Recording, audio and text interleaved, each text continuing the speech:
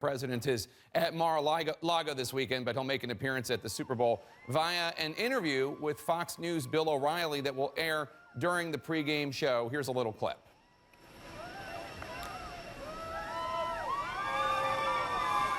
A lot of people, but that doesn't mean I'm going to get along with him. He's a leader of his country. I say it's better to get along with Russia than not. And if Russia helps us in the fight against ISIS, which is a major fight, and Islamic terrorism all over the world, right, major fight, that's a good thing. Will I get along with him? I have no idea. It's very He's a possible killer, I though. won't. Putin's a killer. A lot of killers. We got a lot of killers. Why, you think our country's so innocent? We got a lot of killers. Let's get right to Senate Majority Leader Mitch McConnell, who joins us from Louisville, Kentucky. Leader McConnell, thanks for joining us. Let's start right there. Are you comfortable with the President of the United States seeming to equate U.S. actions with those of Putin's authoritarian regime? Well, look, Putin's a former KGB agent. He's a thug. He was not elected in a way that most people would consider a credible election. The Russians annexed Crimea, invaded Ukraine, and messed around in our elections. No, I don't think there's any equivalency between the way the Russians that conduct themselves and the way the United States does. Does it trouble you that he said this? I mean, I'm trying to imagine your response if President Obama had defended the murderous reign of Putin by saying, you think our country's so innocent? Well, look, I'm not going to critique the president's every utterance, but I do think America is exceptional. America is different. We don't operate in any way the way the Russians do. I think there's a clear distinction here that all Americans understand, and no, I would not have characterized it that way. I'm not going to spend the whole interview on this, but you say all Americans understand. Are you confident the president understands it? Because he just said something that could have been broadcast on RT. I mean, he said, we got a lot of killers out there. You think our country's so innocent, when asked specifically by Bill O'Reilly, no less, about Vladimir Putin being a thug. Again, if Barack Obama had said this, I can't imagine there wouldn't be protests in the street. Look, Jake, I can speak for myself, and I already have, about my feelings about Vladimir Putin and the way the Russians operate. I'm not going to critique every utterance of the president. I obviously don't see this issue the same way he does. All right, let's move on. Turn to another topic that came up during President Trump's pre-Super Bowl interview. Bill O'Reilly asked the president about this evidence-free claim that Hillary Clinton received 3 to 5 million illegal votes in the presidential election. Here's how President Trump responded. People have come out and said I'm right. You know that. I know, but you got to have data to back that up. Let me just tell you, when you see illegals, people that are not citizens, and they're on the registration rolls. Look, Bill, we can be babies, but you take a look at the registration. You have illegals, you have dead people, you have this. It's really a bad situation. It's really bad. Do you want to spend taxpayer money to hunt for these apparently non-existent 3 to 5 million illegal votes? Well, you know, this sort of thing is handled at the state level, and the Democrats always claim there's no election fraud at all. That is, of course, not true. The election fraud does occur. There's no evidence that it occurred in such a significant number that would have changed the presidential election, and I don't think we ought to spend any federal money investigating that. I think the states can take a look at this issue. Many of them have tried to tighten their voter rolls, tried to purge people who are dead and otherwise not eligible to vote, and I think we ought to leave that at the state level. Let's turn to the travel ban. A week ago, when you were asked if the travel ban had gone too far, you said this is a question for the courts to decide. They're in the middle of doing that right now.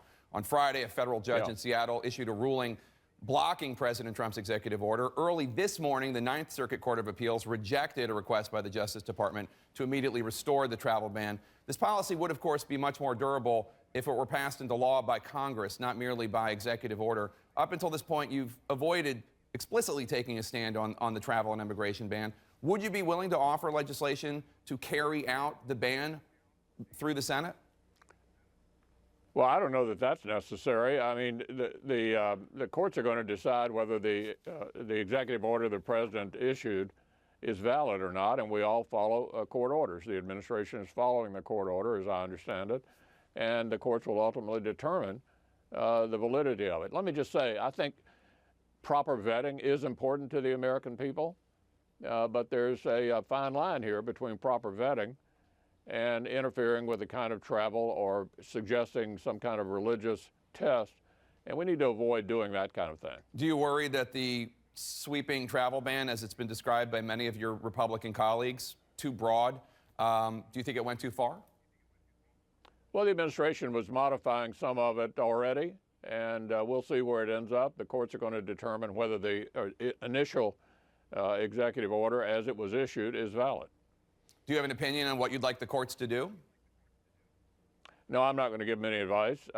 We all want to try to keep terrorists out of the United States, but we can't shut down travel. We certainly don't want Muslim allies who fought with us in countries overseas to not be able to travel to the United States. We need to be careful about this. The president has not had the same cautious reply as you just offered the American people. Sir, as you know, on Saturday he repeatedly attacked the federal judge who issued the ruling. He called Judge Robart, a George W. Bush appointee, a, quote, so-called judge, and he tweeted, quote, what is our country coming to when a judge can halt a Homeland Security travel ban and anyone, even with bad intentions, can come into the U.S.? You consider yourself a constitutional conservative. Do you have any concerns about the comments the president is making about the judiciary?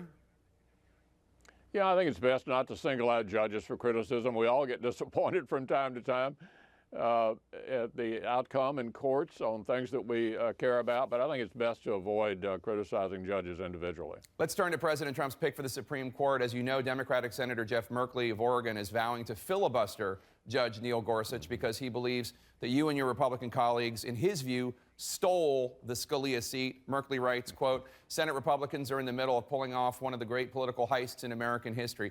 So the question is, if Merkley makes good on his threat to filibuster, will you indeed take President Trump's advice and Mitch go nuclear? Well, first, with regard to the theft of the seat, you know, you'd have to go back 80 years to find the last time a Supreme Court vacancy in the middle of a presidential election year was confirmed by the Senate. You'd have to go back to the Grover Cleveland administration in 1888 to find the last time a Supreme Court vacancy in the middle of a presidential election year was confirmed by the Senate of an opposite party. Joe Biden said in 1992, a presidential election year, had a vacancy existed, they wouldn't have filled it.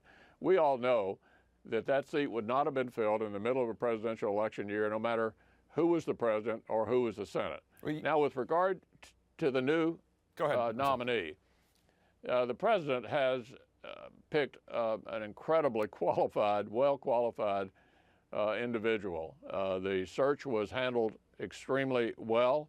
I want to commend the administration for that. He's picked an outstanding nominee who's got a sterling background of outstanding accomplishment at every phase of his life, and I'm very confident he'll be confirmed.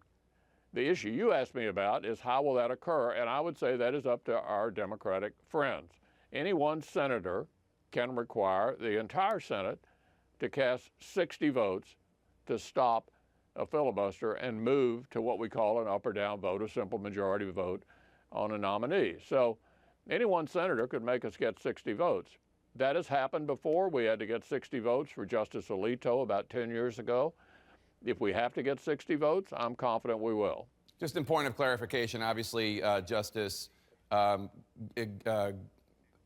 President Reagan introduced a nominee in 1987, and then he was confirmed in 1988. So it's not as though he's never, no Supreme Court justice has ever been introduced during a presidential election year, although he was introduced in 1987. The vacancy did not occur in a presidential election year, Jake. That's what I said. Okay, no, I just want to make sure that people understand that. But I just want to underline this point. You just asserted, basically, that if Democrats attempt a filibuster, you will change the rules and use the nuclear option, correct? No, I haven't said what will happen at that point. I'm confident that we'll get 60 votes. Look, this nominee ought to be treated just like President Clinton and President Obama were treated. In the first term of President Clinton, 2 Supreme Court nominees, no filibuster. No filibuster. We were in the minority like they are right now.